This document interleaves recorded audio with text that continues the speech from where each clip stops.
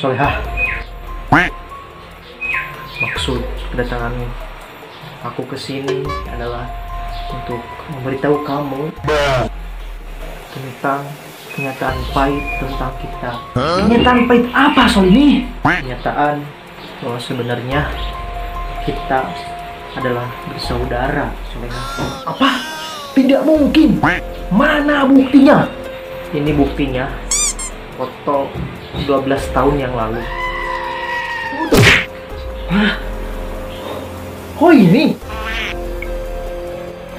Mana mungkin soal ini? Ini kita. Aku gak percaya soal ini. Balik ini cantik lah kita. Burik, pincak udi. Pokoknya saya nggak akan percaya soal ini. Kamu mau melakukan pembunuhan publik ya? Tidak, Solehah. Foto itu aku dapat dari kotak wasiat kakek. Jadi itu benar, Solehah. Pokoknya soal ini saya nggak akan percaya dengan fakta ini. Ku hanya bisa Sebelum mengatakan apa yang ku rasa. Ucapkan itu, Sobi. Jeng.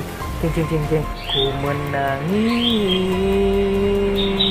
membayangkan betapa kejamnya dirimu atas diriku.